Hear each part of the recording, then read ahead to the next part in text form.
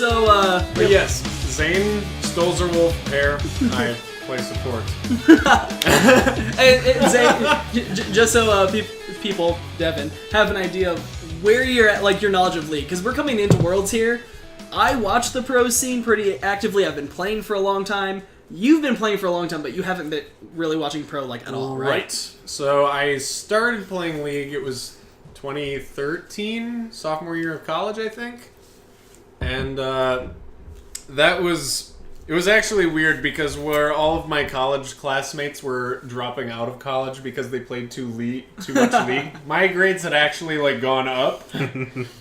So I just played a shit ton of it, and my grades adjusted accordingly.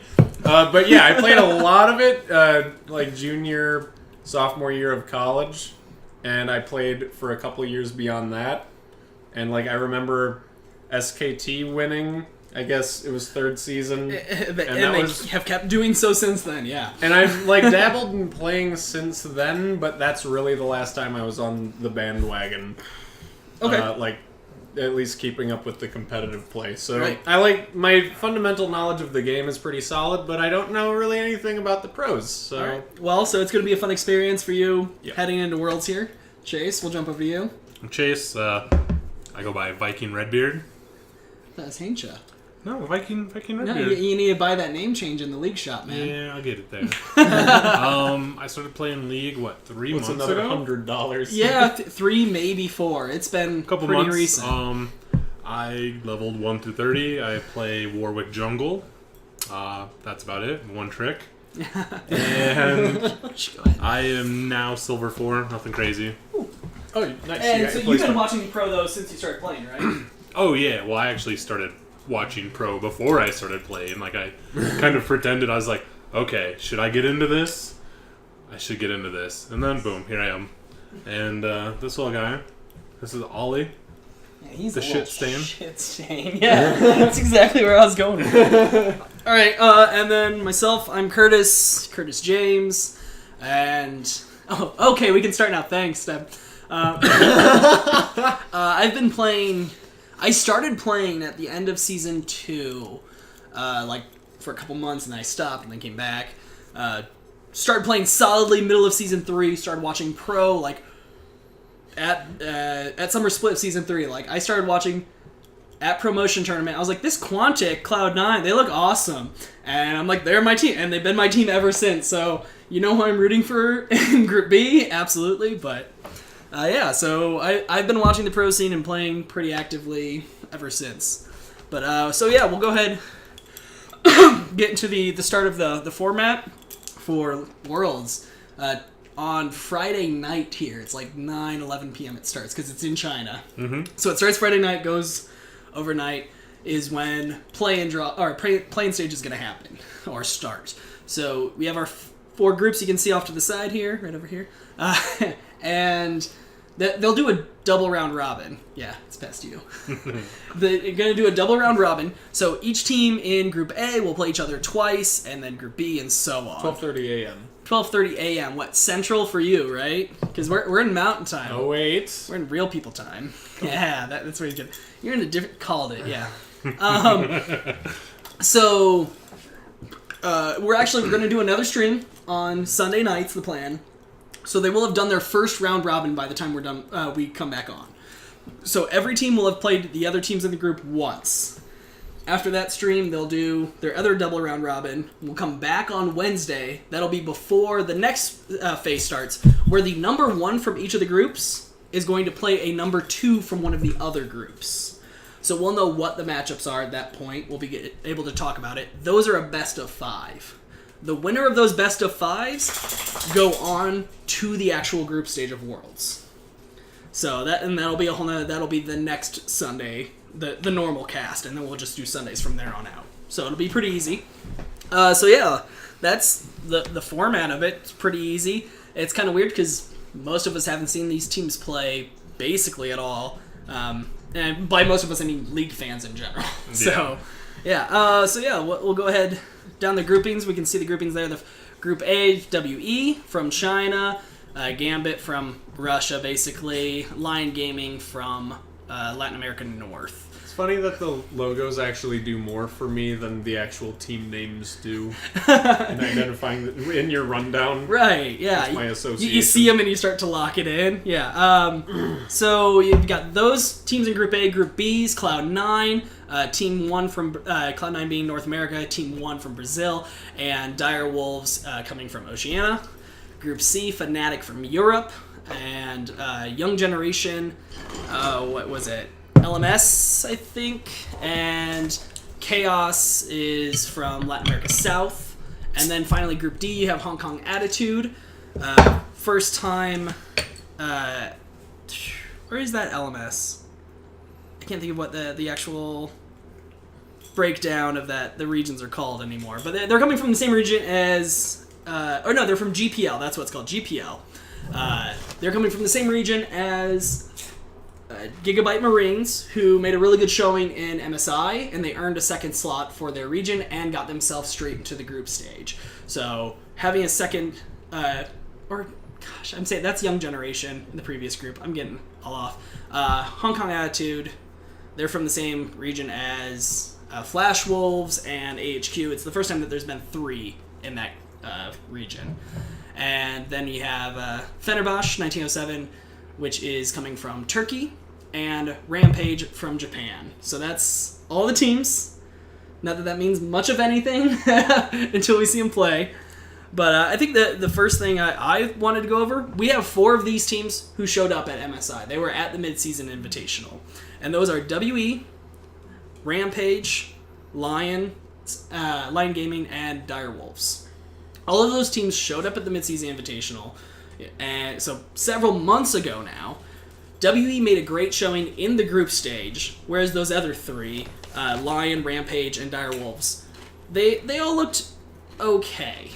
Lion did quite well, actually, whereas Rampage and Dire Wolves were the bottom 2 teams in all of MSI. So I think the real question comes around right away. Have those teams improved since then? Does it not really matter because it was so long ago? Or is their region just so weak that they were able to make it back in? Like, is there any thought on that whatsoever from you guys? I think it's hard to tell until they actually do play. Yeah, it's really hard to have a grasp for any of these teams that I've never seen play. I mean, I primarily focus NA and EU, right? And so, as do I.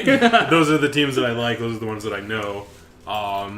Outside of those regions, I tried to watch some of those other was LCS streams. Yeah. And or LCK, you mean? Korea. Sure. LCS is both NA and EU. Not that bad. Okay, yeah. LCK probably Korea. That's probably it. I was watching. I was just like, I don't know any of these teams. I don't know any of these people. Like, the games, they didn't really mean a whole lot to me just because I didn't really know or care about them. But I think that watching them come to Worlds is going to be a lot different. We'll see them kind of in, well, not even in our area because we're going to there. We're going to China to play. Yeah, we're going to China. But yeah, we'll get to see, these teams play internationally. Yeah, I mean, it's kind of hard to gauge some of those teams because, I mean, we know our top contenders here and in EU, but when I don't know any of them, you can show me stats, but that doesn't really mean anything. Right, yeah, no, absolutely. Just because you dominate in Turkey doesn't mean you're going to do going to do well at all elsewhere, because, I mean, the past several years now, the best teams in NA and EU have looked like garbage next to all of China and Korea. Their number 3 team is taking it hard to our number 1 most of the time. So, yeah. Yep. Sounds good? Wrapped it up. All right. Well said. Yeah, so, let's go ahead. The other thing, I know you actually probably got to see some of this, was Rift Rivals. Did you watch any of that when it happened? I watched a little bit of it, but, yeah, not enough to have deep knowledge of what happened. Right. So, I mean, really it's just, there's not a whole lot to discuss about it other than, so for us, we would have watched easily. NA and EU played each other in Rift Rivals, and EU did not look good. I mean, I think that's just easy to say, is EU did not look good at Rift Rivals. And Fnatic was one of the teams who showed up there and really did not perform. So, and Cloud9 looked okay, but they had their struggles since then. And then the other matchup that happened when you have all the other top 3 Asian regions, Korea and China. Like they faced each other, and China ended up winning that. So the question, is that something even that we can NA greater than EU? Exactly, easily. Does that matter now? Does that show that China has found a way to beat Korea in a tournament, or was Korea not trying as hard because it wasn't actually Worlds, or because the format was different? It doesn't matter the same. I mean, any thoughts along that? He's really. You know where looking I'm for at. Yeah. I mean, this was one I didn't think we would talk about much, just because personally I don't think it carries over. I think that was a long time ago. Teams that looked good at Rift Rivals were teams like Phoenix One, who never got it together the rest of the NA split. Everybody saw them do well against the EU, and they're like, okay, they're going to get it together. And they never did. And at the same time, Fnatic looked bad. Like, they looked great in EU heading into that. They did terribly at Rift Rivals. And then a couple weeks later, everybody's like, okay, yeah, they're the number 2 team in Europe. Like, it didn't seem to matter even a couple weeks later, let alone now.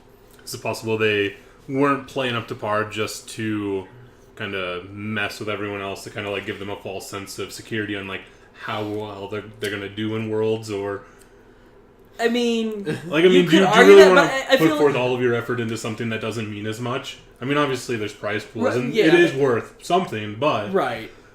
Like, you don't want to go in overconfident into Worlds, obviously. Yeah, I mean, I think the amount of time... I really hope that's the case. They're just really waiting to put on a fireworks display at Worlds. Right, yeah. That'd be awesome. I think the amount of time between Rift Rivals and Worlds really takes away that, just because the meta's going to change between then and now.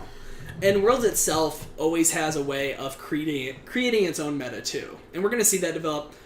Not so much, I don't think, over play-ins, but through the first round of group stage, you're going to see a meta start forming. I think it's going to be a broader meta than previous Worlds. The current patches support a few different playstyles rather than... Well, at least right now it seems like that. In the past, one playstyle always seems to come forward. It's like, hey, you run this comp, or you play this style, or that's it. And I feel like there's more options right now than in the past, but we'll see if that actually comes to fruition. And I think... when MSI happened, there were more lockdown, this is what you play right now. So yeah. I don't think that stuff's going to matter, and I think teams knew that at the time, too. I mean, you're not going to show all your, cheese stuff. You're going to save that for playoffs if you need it to get to Worlds. But And this isn't particularly relevant to Worlds, but that's kind of where my angle originates from. Yeah, no, perfect. So... I am really, really hoping that with all the champion revisions that I've personally seen, Soraka has changed since I last played, Shen has changed Urgot. Do you know how bad I want to see Urgot in professional play? If we see saw older Urgot, I hope to God that I get to watch him grind someone to death. If you see Urgot at Worlds, it's going to be huge. I don't expect to see him, but yeah... You're right. They've been doing a lot of champion reworks over the last several years, and there have been quite a few major ones this year. Urgot notwithstanding. That's a big one. And like you said, I want to see him grind somebody with his ult, because the crowd's going to explode if that happens. The minute they see those chains latch on, everybody's going to start screaming in the crowd, because it would just be awesome. So yeah, that's a really good point. I'm going to want to look through and see what champions have all changed since last year's World. Which ones have gotten a rework. Because, Urgot's the one that comes right to mind. Sion was before last season's. I think Soraka was before it, too. But then there's also been, Cho'Gath's is very recent. And we're probably going to see Cho'Gath. Oh, yeah. Maokai and Zac, those are recent, as is Sejuani. And we've seen those characters seeing a lot of play, unlike Urgot, but it's still going to be fun to see them on the world stage. Yeah, and what's interesting is that, the favorites from NA are different from EU, and I imagine, with my limited knowledge of, the other regions, that, their player pool is very different in terms of, what they play, because... Mordekaiser es numero uno. In NA, you have, the same 10 the same 10 champs, or we'll say 15 champs that... They kind of cycle through. You see a lot of Tristana. You see their pocket picks that everyone wants. Mm-hmm. But I was saying, it's different in EU. When I watched EU, I was like, I haven't seen anybody in NA play this at all this year. You're absolutely right. And so it's kind of do they do they want to go with what feels right in their region, or do they want to play something to kind of upset stuff? Right, no, you're absolutely right. Because there are the handful of picks that they're just good enough that they're played everywhere. And then you have your ones that are region-specific. One that we will see at Worlds, I guarantee it, and it's new. Jungle Ezreal. Yeah, that Jungle just Ezreal... popped up like within the last 2 weeks. Right. It's been in Korea here for about 2 months, maybe, like slowly getting popularity. So that was a Korean pick that is coming even further forward now. You're going to see that at Worlds from all the regions. Please give me the elevator pitch on how that even works. Oh, okay. So the Jungle Ezreal thing is, as a high-level jungler, you kite back all your camps, right? Right. So they hit you less to begin with. Ezreal can use his Q and E to keep his passive, which stacks up his attack speed, at the full 5 stacks. So he attacks so fast that he ends up out-healing the damage the camps can do to him while kiting. If you can't kite, it doesn't work at all. You get destroyed. So he ends up having a faster jungle clear than Nidalee at early ranks. And so the thing is, he doesn't bring ACC, so he's not a great ganker, but he does bring a lot of damage. And the mobility with his E allows him to steal enemy camps as well, because you just shift over the wall, kill the wolves quick, and then shift back over the wall. Yep. Oh, and if you try to duel him, he will kill you, because he's damage. Right. So, yeah, that's where he comes from, and we're going to see it. Absolutely guaranteed. We will see it at Worlds. It might not happen until the group stage, just because there's no Koreans in the play-ins, but we will see it, guaranteed, and you will see all the teams who want to be competitive probably pull it out at least once. Whether or not they're good with it, they're gonna have to ban it or play it. Another side note, League's flexibility always astounds me that way. I remember when I started playing and my friend, I like they were telling me the qualities that make good junglers, like mobility, gankability, clear time, that sort of stuff. Like, Nasus's... Sorry, Devin. Nasus's passive I can't do anything lifesteal. about Ezreal. I was like, wow, crazy jungle sustain. That seems pretty good. And the Wither, hella ganks, right? My friends were like, Zane, what? Get your head out of your ass. That's honey, jungle no. Nasus. That's crazy. Yeah. Then, like, not even a year later, level 6, taking out Dragon by himself, doing exactly what I You're like, thought. I told you. Yeah, it only ever takes a few numbers tweaks and something just becomes bonkers. I mean, we've seen it with Jarvan a couple times where he's gone top lane to jungle to not playable, like, at the pro level. And it's always just number tweaks. They haven't really changed much on him at all. It's always just been numbers. Yep. And that's like one of the craziest things is what you see in the pros versus what you see in any, like, granted I only know bronze, silver, gold level play. You know gold. Aw, no, I'm kidding. Go ahead. I got matched against them a I lot. say you kind of made Ian, so. Like, in my Yeah, so go ahead. Sorry. I don't know what I was gonna say. You killed it. Oh, about the different champions, the different roles, probably? No? I've lost it. Okay. You killed it. I killed Number tweaks. You might Jarvan. get it back again. Oh, Playable. yes, Jarvan. Like, having him go from, like, being in the jungle to, like, not at all, like, anywhere to be seen. Like you were saying, like, Yeah. go from, like, top, bottom, mid, wherever. Plays all the places. Yeah. Well, that's kind of what Devin's saying. You don't need him in the jungle, too, because at 80 carry Ezreal, and then he's been in mid, like, a few different times. And, like, he's just kind of a jerk that he's always obnoxious. And you see him on the pro stage, and they can do crazy stuff with any character that has that Sorry. kind of mobility. Now I remember. Oh. So, I haven't seen a Jarvan 4 in, like, bronze, silver, gold at all. But I see him in every single pro match that I've watched. Ah, yes. It's always, like, Jarvan and Sejuani. And those are about the only 2 jungles anyone plays. Yeah. But, like, in terms of any of the games that I've played, I mean, I don't play a ton, but I play, like, 1 to 3 games a night, and, like, I've seen one Sejuani, and I've seen, like, Jarvan, like, twice. Yeah. It's just, like, it seems like it's probably, like, a high skill cap that you need to have to play that character. Yeah, I think he depends a lot It's- on teams joining in on the ganks. I'd say at like the bronze silver level, you have a lot of characters that just do well for themselves.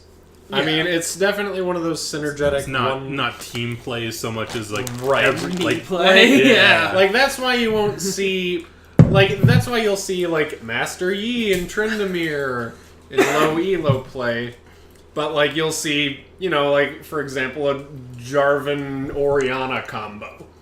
Right. That's not something someone fresh in the game is going to know how to Right, do. yeah. But at high level play, that's devastating. Below gold, you're not going to Corky. see somebody on Orianna be aware to put the ball on the Jarvan because they know he's going in for the ult, and then once he ults, be able to put their combo down as well. Because that'll kill basically anyone who's not a full tank.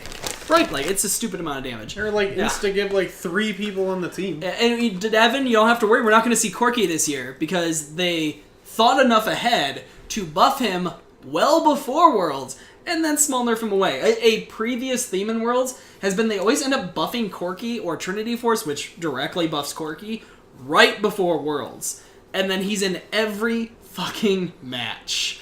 And it's kind of like a meme of Worlds, but like luckily, I mean, we'll see him this year. He's still good, but he's down at the point where he's a specific pick right now. Sure. So I think that's. Do we know what patch we're playing for Worlds right now? Or Yeah, they're playing on 17 or 18. It's the one that has already been out. Okay. Do you think we're gonna see Ornn at all? Ornn is actually disabled. Oh, he's disabled. Yeah, Never mind. Ornn is on the patch that they're playing on. However, he is disabled for Worlds because they learned their lesson previously. I can't think of what champion it was, but I think it was just last year. Whatever champion they released right before Worlds, they allowed him to be playable. And it was like, oh, hey, we didn't have enough time to really see how people are going to play it. Because pros are going to play him differently. Pros at this level are going to play him so differently. Mm-hmm. And you find one broken strategy, and all of a sudden he takes over a tournament.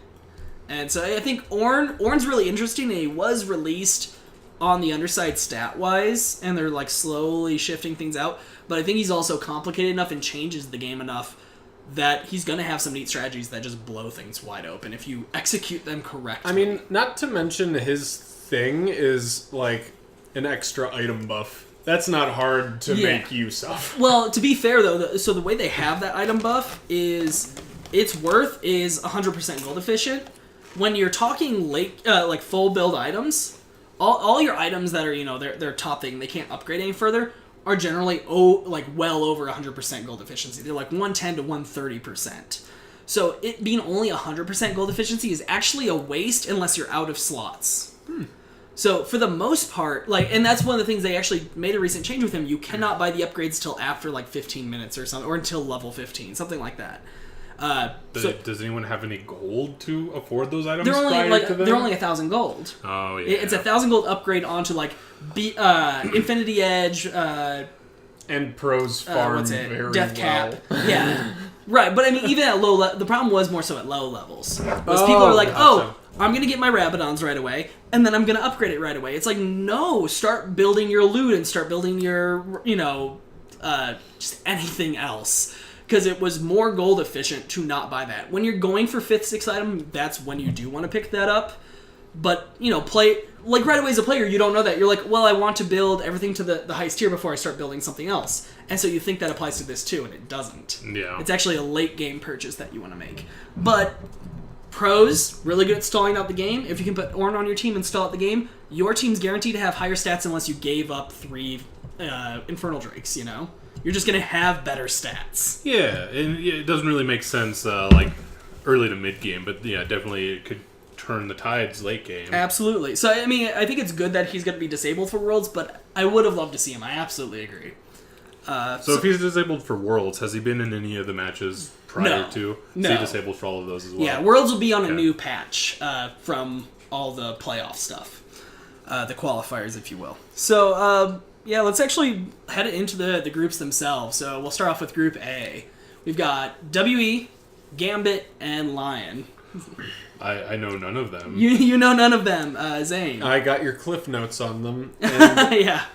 yeah, I mean, at least of the draw that we saw, I do think that's where the highest concentration of potential is. Yeah. I mean, I from- definitely think this is the group of death out of these 4. Right.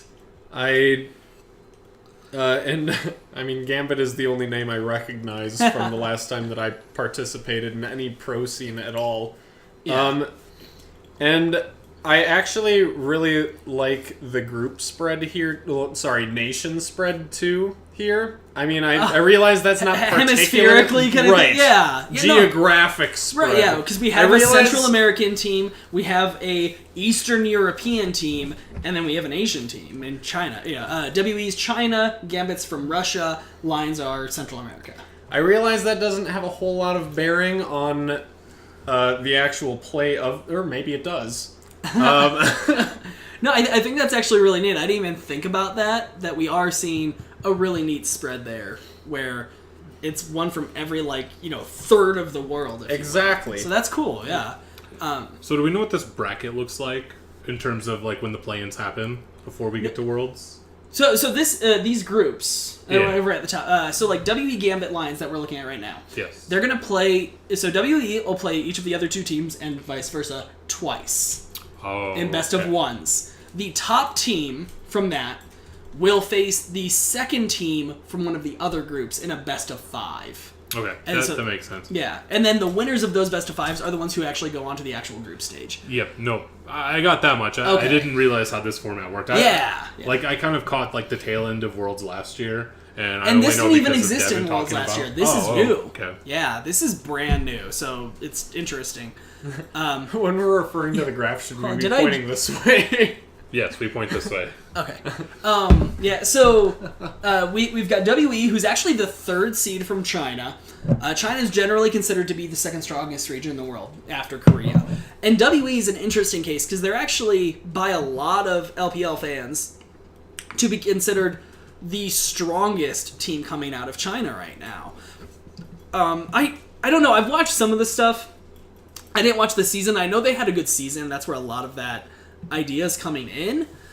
But, I mean, they lost in semifinals. And yeah, they did, win their regional qualifier to get the number 3 slot, but I don't feel they look dominant there. And WE and China in general seem to come into Worlds with a lot of hype and underperform. RNG's done well in the past, but EDG, OMG, WE, they've all shown up to Worlds and underperformed. And since they're against Gambit, who, granted, their players, they had a couple who were in Albasnox last year and made it to Worlds, and the other old Vanguard Gambit players who are back, like Diamond Prox, the jungler, they've been there, so they have experience, they're good players. And then you have Lion Gaming, who haven't made it to Worlds, but they do have international experience, and they've been very consistent with winning their region over and over. And yes, that's a little bit because it is a weak region, but you have two confident teams going up against a team that has been inconsistent at time, and they're supposed to be the number 1. I'm not as confident they're going to just walk out of this region as they should be. They, being considered possibly the best team coming out of China, they should just walk out of this group, but I wouldn't be surprised to see things get a bit messy. Sure. Which, I think that would be interesting. So we'll have to see on Sunday if we come back, and yeah, they just smack down on Gambit and Lion both, or maybe they showed some chips and we might see something. I've got to say, from the cliff notes you gave me, I really hope Lion I hope they get their momentum back. Oh yeah, that they're able to carry over from what they do in their region. Exactly.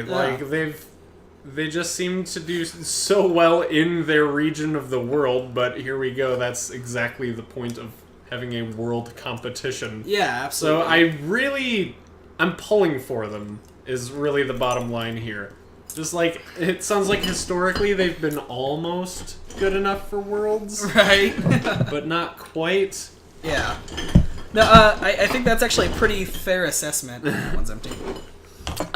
So yeah, let's go ahead and shift on to Group B then, where we have... Oh, did you have something for Group A? No, Okay. I'm going to skim Group A because I'm No, that's skip fine. over because I've got nothing. So Group B, we're moving into some territory that you actually know then. Yeah. We have Cloud9 coming in from North America. We've got Team 1 coming in from Brazil, and then Dire Wolves coming from Oceania. So I'll let you kick it off because this is a little more your wheelhouse. Well, I was just going to start off with, do you think that Cloud9 deserves to be in the play-in? Did they not deserve to actually make it to like the to go straight into groups. I mean, I honestly, I'm going to go ahead and say that this is where they belong because they lost in the quarterfinals in NA. Had they made just the semifinal, I think they would have gotten through on point. They would have gotten that second seed that Immortals got on points because they got second last split. Yeah. All they had to do was not fucking suck. And they did. And then they were in danger of possibly not even making, or no, they weren't in danger of not making the gauntlet, but they were in danger of like not getting the top slot. Mm-hmm. Like, it was really weird. And yeah, they looked better when they played CLG that best of 5, but I didn't think it was a clean match. Like the first one looked good, but the rest were kind of sloppy. This is such a weird thing for me that Cloud9 is even here. Why is that? Because again, I remember from third season, I guess, is when I was participating last, and Cloud9 were like, I couldn't even tell you who I was rooting for that season. I just knew I hated Cloud9. Oh, see, they're hated my boys! Maybe it was TSM I liked. I don't know, but I'm a TSM guy, but like Cloud9's like right up there. They're like my number 2. That year, I remember Cloud9 just being a team of asshole robots that just destroyed all the other North American teams. So they came into the league and they were playing Korean meta in North America and just blew everyone up. Actually, although they were slightly different because they played carry jungle, which was not being done anywhere. Like I forget their jungler at the Meteos Zach. Yes. He was all over the place. Meteos is Zach and Cho'Gath. He had actually gone for a while. He was like 15-0 on Cho'Gath. It was ridiculous. I'm not surprised. So like this just seems like a weird alternate reality where Cloud9 is bad. Yeah, they haven't missed Worlds yet, but they came damn close a couple years in a row now. Like they're just not. Well, I mean, consistent. They're not in it yet. I mean, technically this is considered Worlds. Okay. It's just not the group stage. I know. I kind of feel the same way. It's almost like the playing games for March Madness, where it's like, okay, that's not the tournament. Yeah. Like it's not.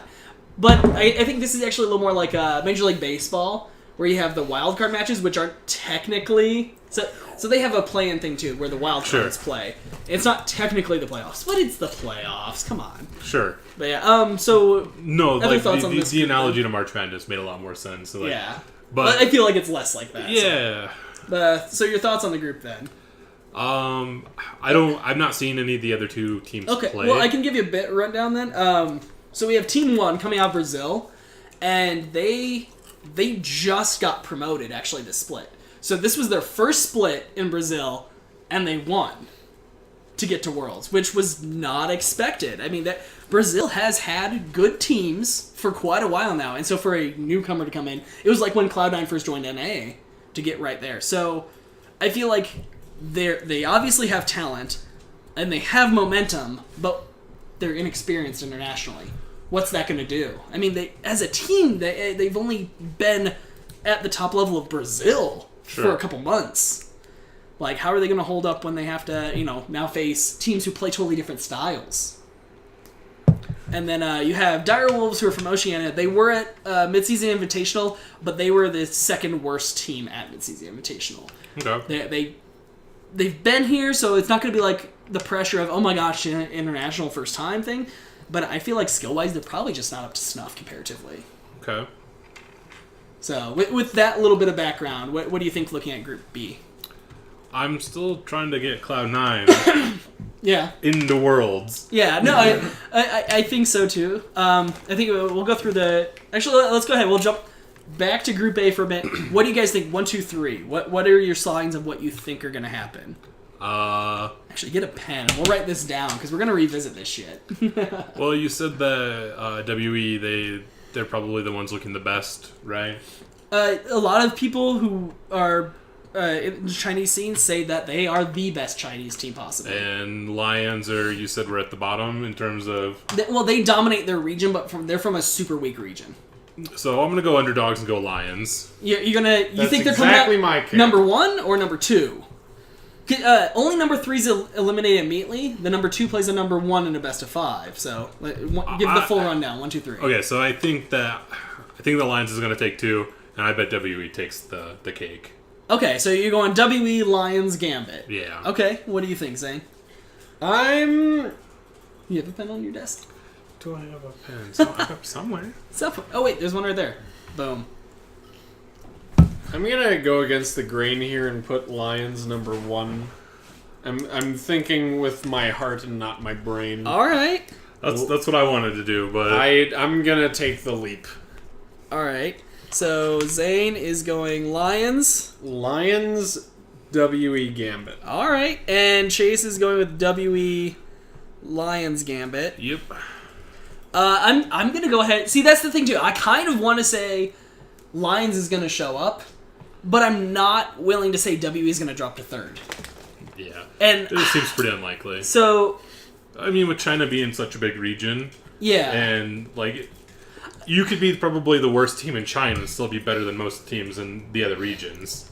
yeah. I mean, yeah, it's kind of like that. So I don't know. I feel like I want Lions to show up.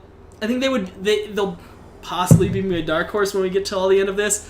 But I'm gonna go ahead. I'm gonna go chalk. I think on this one, and I'm just gonna say WE Gambit Lions. I mean, that one obviously makes the most sense, but Right. hoping Alright. for a little bit of an upset in there. At least pretend like the other teams have a chance. Yeah, no, I want them to. That's who I think's gonna win, not necessarily who I'm rooting for. I love rooting the underdogs. Because they bring passion to the game. All right, so Group B. Do you have anything more to say about it, or do you want to go ahead and just give your predictions? Predictions are Cloud9's going to take it. All right. I'm going to go ahead and say Dire Wolves are going to go to the bottom, All right, so you got Team 1 taking number 2. and then Dire Wolves. Yes, sir. All right. Cloud9 won, All right. and the reverse of Chases. Can't be the same. I mean, Absolutely I also not. think Cloud9 has figured out enough. They're not going to get dropped down. And I just don't think Dire Wolves are good enough to pull anything out of this group. I think Sure. Team 1, even with their inexperience, is just going to take it to Dire Wolves really hard. So I'm thinking Cloud9, Team 1, Dire Wolves myself. All right, so that moves us into Group C. Once again, a region you know a little bit something about. A team you actually recognize as well, Fnatic. I only know Fnatic. Young Generation, Now- who's coming in as a number 2 seed to their region because Gigabit Marines did as well as they did. And I'm going to go ahead and tell you right away, Gigabit Byte Marines were considered head and shoulders the best in their region. So I feel like huge undercard for Young Generation to come into this at all. I don't know that they would have had an easy time winning any matches unless they were facing Rampage from Japan, honestly. And then you have Chaos Latin Gamers, who also fairly unknown unknown quantity as well, like that you don't know how they're going to do. So what are you going to say? Now, my comment about the geographic spread also applies to this one, possibly more so than Group A. Yeah. You have Europe, you have South Central America? South America and then Southeast Asia. South America and Southeast Asia. So yes, Yeah. 3 distinctly different continents. And also, That is- I'm I'm glad, going to keep that in mind. That is really cool that we have those A and C doing that. and I'm glad that these were drawn in this order because, again, 3rd season, I remember Cloud9 just crushed North America, and then Fnatic just bent Cloud9 over like they were Because they nothing. didn't ban Kassadin. It's all they had to do. Hey, let's let XPK play Kassadin. Like, no, don't do it. So that's the damnedest thing too. Like, what? Fnatic is here too in this weird alternate reality where Cloud9 and Fnatic have neither been a shoo-in for Worlds. Yeah. Like, what? If you can't tell, I still have PTSD from that Fnatic Cloud9 match. It's my first Worlds, my team of choice just goes and shits the bed and picks and bans. Oh, it was terrible. Well, But what was the thought process? Were they trying to... They weren't. Were they trying Maybe to counter? he'll be able to get Kassadin. So Kassadin was... Well, they did get him one game, I think. I don't know. They beat... Because it went 3-2, I think, in that series. They played with him in one match, and they beat him one match. But they never banned him. And XPK... So he wasn't, like, a huge priority pick at the time. He was, like, good, but he wasn't, like, the absolute best mid. And XPK, though, was probably the best Kassadin player at the time. Okay. And they didn't respect it. It's like right now, kind of what you were saying earlier, it'll be neat to see the different regional picks, and there's also the specific player pocket picks. Like, we're not going to see it this year at Worlds, because CLG didn't make it, but last year at Worlds we saw it. Huni plays Aurelion Sol. No other pro plays Aurelion Sol, because they don't play at that level, but Huni plays it, and he craps on people, partly because he is extremely good with it, and partly because they don't know how to play against it, because nobody else plays it. So, I mean, the Kassadin wasn't quite that level, but you have that every now and then. Karina's here for the doggo, yeah. This is the annoying doggo for the night. How you doing, Karina? Do you have internet again? That's why I have to interrupt all this. Karina's in South Florida, and so she's been without internet for like 2 weeks. So hopefully you have it back. That'd be nice. Yeah, Doggo keeps putting himself on stream, so you'll get plenty of that. But yeah, so Fnatic, actually, yeah, it's kind of weird to see them this low, especially because... So Cloud9 was considered one of the top 3-4 teams in NA, so it's not weird to see them in the third slot so much. Fnatic was considered number 2. Solidly number 2. And they dropped out in the semifinals in EU. And then went ahead and did great in the gauntlet to get their slot, but... Yeah, it is weird to see them in this slot. I absolutely agree with you. They're probably still considered the second best team coming from EU. With Misfits, who got the number 2 slot, being number 3, really. Yeah. So, I mean, I think I mean, don't get me wrong, I like Misfits. I can't say anything bad about them. But it is surprising to see Fnatic here and not, again, shoe-in. No, absolutely, I agree with that. Phone service is better. Okay, still not. Well, hopefully you get the internet soon. No, you're not rude at all. Chase, Zane, Ollie, or asshole. Yep. So yeah, I think this group's really easily in Fnatic's hands. I assume the two of you will also agree with that. I hope so. It'll shatter my reality if they're not. So I'm gonna mark us all down for Fnatic 1. But what are your 2 threes? I mean, I can go ahead and lead, or I'll let you guys lead this one off because I think it's kind of really a crapshoot between the 2-3 on these. I'm gonna I'm go going to pull for Chaos. Because I didn't even introduce Devin. I just like making me out to be an asshole now. Hi, Devo. Hello, meaty mitts. My pick is EU, Asia, and then South America. Okay, so Young Generation and Chaos then. And I think, honestly, I'm going to go the opposite of that. I think Chaos... I'm on your wavelength. Chaos, just like they have a little international experience. And Young Generation is a number 2 seed from a small region. Like, that's really hard to feel like they're going to get a game anywhere. I have a feeling we're going to see some 25-minute matches when they face Fnatic. Like, I'm going to go ahead and make that prediction. Fnatic will beat Young Generation in 25 minutes, at least one of their 2 games. And it's going to be bad. Like, it's not going to be like, oh yeah, it was just kind of a slow grind. It's going to be like, oh, they have 15 kills none. That was an ass whooping. Yeah. What were you saying for 2-3? Young Generation Chaos. You're with mine? Chaos then Young? Yeah. Alright. I know they are rude. God. I mean, it's just me. I'm the only rude one.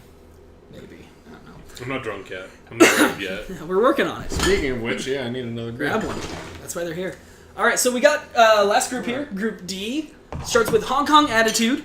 They are a number 3 seed coming out of a region that has historically only had 2.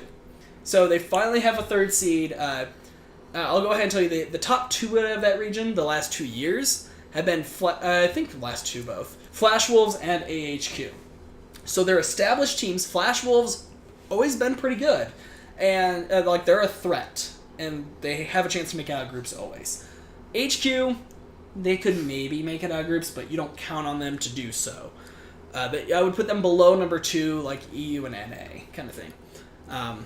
Yeah, actually, that's a good way to look at their 1 and 2 seeds. Like EU and NA 1 seeds are just above their 1 seed, 2 seeds, and their 2 seed. And so we're looking at number 3 seed from them, who's never seen international play.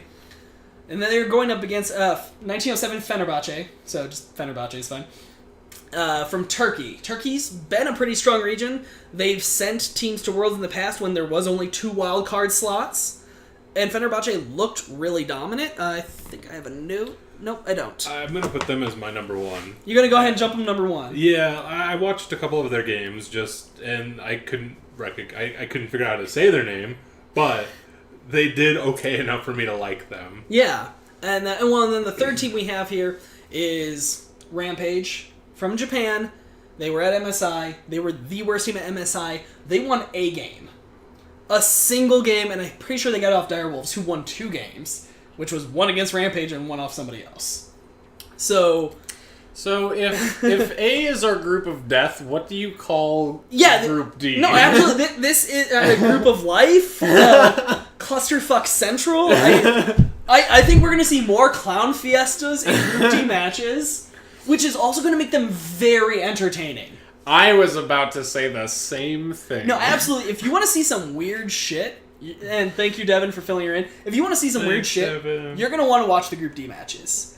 Because you're going to see... 2 meaty mitts. Cheese. You're going to see cheese picks. Absolutely. People are going to... some team's going to be like...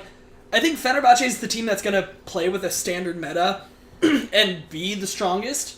But you're going to see some weird crap come out of, like, Rampage. Man. I mean, they're Japan. You're like, gonna see that's stuff that you would genuinely see or generally see in like a a diamond game. Yeah. like Yeah. not a Masters. You're going to see a player come and carry. And that'll be actually the really cool thing when we do our next rundown on Sunday, is we'll see there's probably a couple players on each of these teams who are really good and can carry, and to be like, they just need to put him on this pick. So, you had something? No, that's about all I had. Yeah. I definitely think the Clown Fiestas in D are going to be worth watching. But yeah, I'm with you. I'm going to say Fenerbahce coming out number 1. I'm going to put faith in Hong Kong Attitude just because they play against other good teams, whereas Rampage is in their own region. Like, yes, they have international experience from MSI, whereas Hong Kong Attitude doesn't. But I feel like just Hong Kong Attitude's played more good teams more often than Rampage has. So I'm going to go ahead and say Fenerbahce, Hong Kong, Rampage. And that's my 1, 2, 3 there. What about you guys? I also wanted to put Fenerbahce in number 1, if only just on a gut feeling. All the way across on that one, then. I want to say I was the first one to say it.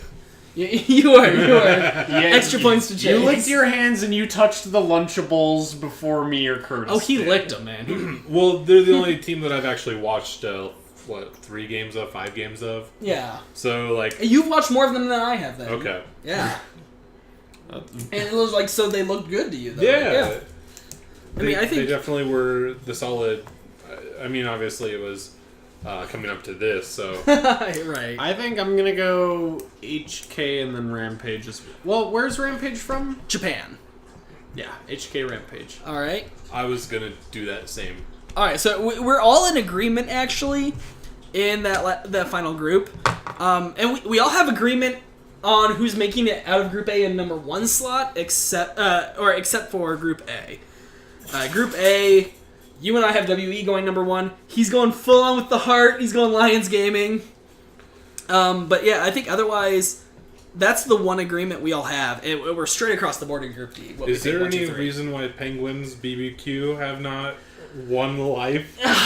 They've won life, just not their region. Yeah. Dude, you're not aware, but there's a BBQ Esports, and their logo is this penguin in like a helmet. Yeah, yeah. The BBQ. Oh my Olivers. god, it's glorious! Look how stoic he is. So for those of you who haven't seen it, Google it right now. Just put in LOL space BBQ space Rafflecopter. Is it LCK? Yeah, it's LCK. Yeah, I'm pretty sure it's LCK. Yeah, LC. Oh yeah, they were. Did they win their promotion? Did they stay in? I don't think so. Oh yeah, because they have the best logo.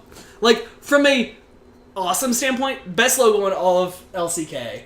I think their logo's only rivaled, or their team choice in general, of just pure awesomeness, is only rivaled by, and I think superseded by, Unicorns of Love coming out of Europe.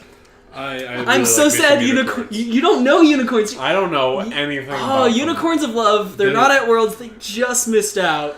Yeah, I'm surprised they didn't even make it to the play-in, honestly. Well, they faced Fnatic in the final, didn't they? Is that what it came down to? I think so. I'm not positive on that one. No, I think they lost to H2K. I watched the games, but I did not know the repercussions of what those games were doing. Yeah. Unicorns of Lover have been in the EU LCS for like 2 years now.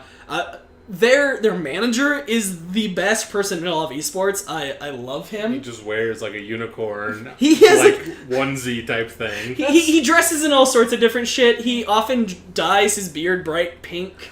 Yeah, their logo's bright pink. It's a fun team. Rock's Tigers were great, but that was for their uniforms. And I like their jungler. Their jungler's really awesome. Oh shit, who's their jungler right now? I don't know his name, but I know what he looks like. But yeah, so no, they're great. And I love their fan chant is unicorns fear their horns. Unicorns fear their horns. That is a fun fan base to be on. Oh, it's great. Yeah. Unicorns. I think they're my fan favorite thing out of EU. Rock's Tigers. I think are pretty spectacular. Yeah, Rock's Tigers, a Korean team, and what was great about them is the uniform requirement, and it got changed and it got rid of what they were doing, was just that they all had to be wearing the same thing, and they wore some awesome outfits, including like dress shirt. I can't remember if it was white dress shirts, but it was like white dress shirts, light pink vests and ties, and then like cat ears, like, and the tie was a bow tie. Like they wore fun shit like that several times throughout the year, like in the playoffs and then stuff. And so they were awesome. Yeah, UOL had like a jungler. I know, that's why I can't remember who they have now. Okay, so we've gone through all the groups, what we think our biggest things are. And I mean, if we do the rundown, we're obviously all favoring the major regions besides Hong Kong. Although, we seem to all think Hong Kong's going to get second just because Rampage is so weak. Oh, he's looking up the current jungler. Xerxes. Yeah, that's the current roster. Xerxes. Yeah. Oh, why are you looking at Wikipedia? Look at Leaguepedia, man. That was just the first one that came up. Don't judge me. But, huzzah! Bing? Bing? Bruh. Who uses Bing? Okay, to be fair, you used to work for Microsoft. Who uses it twice? Where's my autoban? Get out of here. Yeah, right? You have mod powers. This is your channel. I don't know how that works. Yeah, click on his name. Don't do it, though. Devin. So, yeah. Automatic. So, we're all obviously Bing rewards, baby. So we're all... Oh, God, don't do it. Don't do it. Oh. Just don't click on things. You make him a mod. There you go. That's your punishment. Now you're his mod. Sorry. God, that's terrible punishment. Worse than death. So yeah, we're all counting in the major regions straight on through. Even though we think there's going to be the upset, quote unquote, in Group D. The only other upset we have is Chief here in Group A. He's going full heart. So we've got our predictions. Who's your dark horse, your hope for the upset? What's the team you're staking on just because you want them to win? I assume for you it's Lions. You're right. Lions. You going the same? Yeah. All right. It's funny because I want Gambit to show up because I remember so many of those players. I don't feel like this is big of because I kind of like Lions too. Like I want them to show up. We can't all like the same fucking Lions. So I can't do that one. Exactly what I was gonna say, and I don't feel like Fenerbahce is an upset dark horse. So I mean, I guess I'm gonna go. I don't want to pick anyone from Group B either. I want Group B to go to fucking plan and just be fine. Yep. So I'm gonna go ahead. I'm not gonna do Lions, but I'm going to rival you guys and go ahead and go with Gambit then.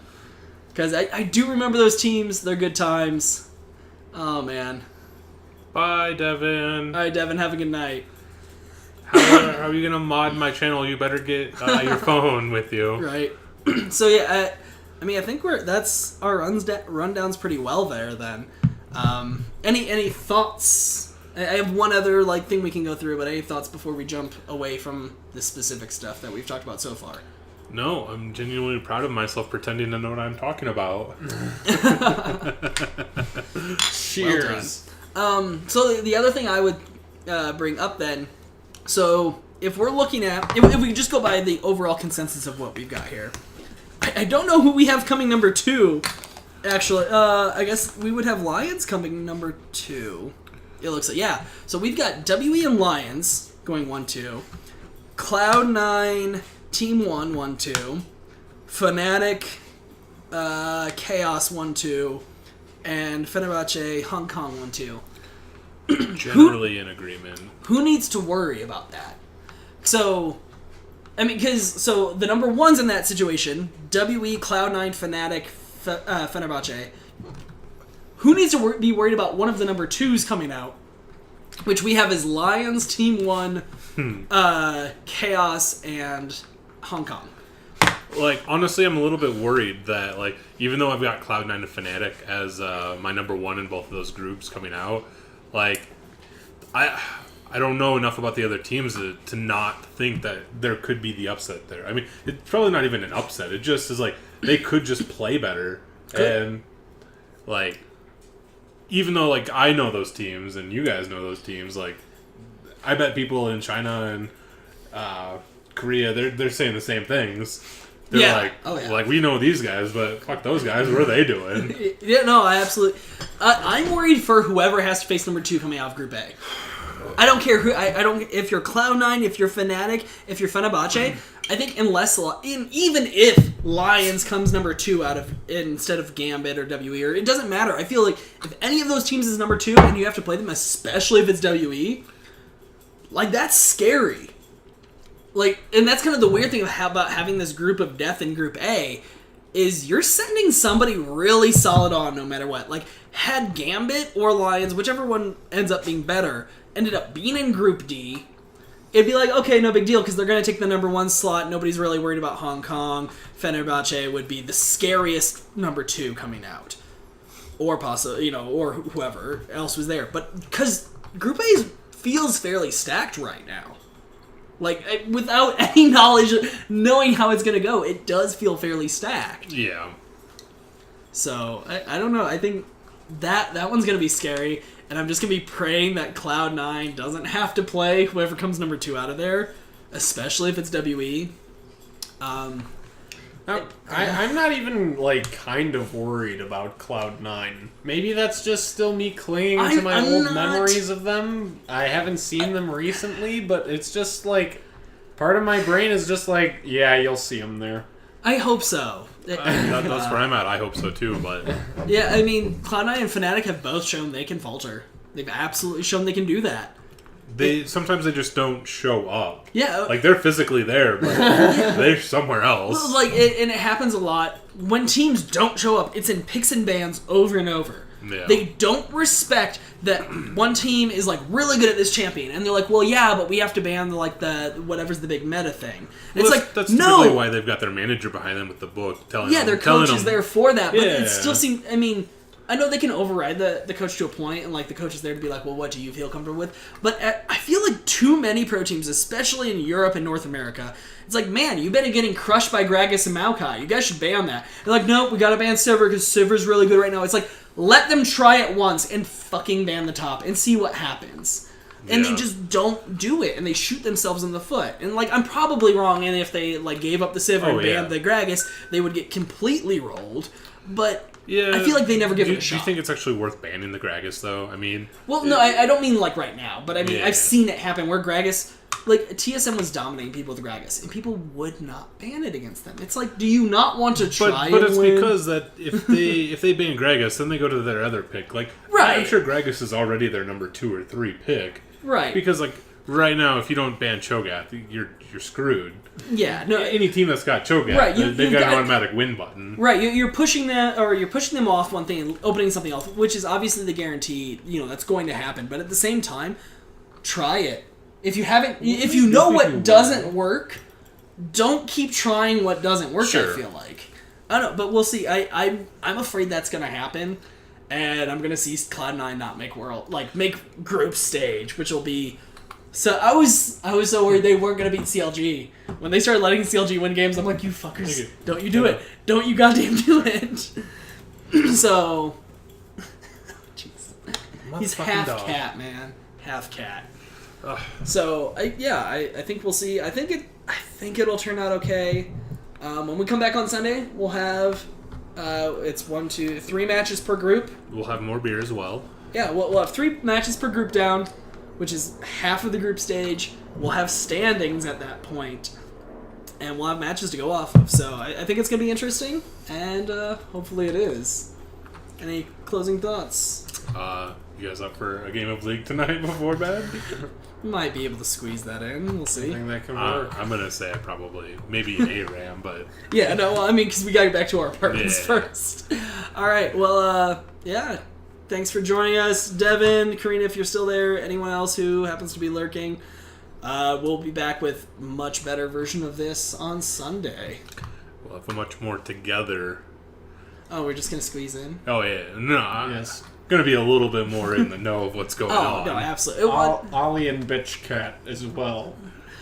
You know what? I can't be too mad at us because we talked more about the play and draw by far than they actually did during the draw show. They just talked about groups like the whole time. Yeah. And it's like, but we don't even know who the fourth member is in groups, which will change a lot of stuff. But yeah, I would throw in one last thing with this.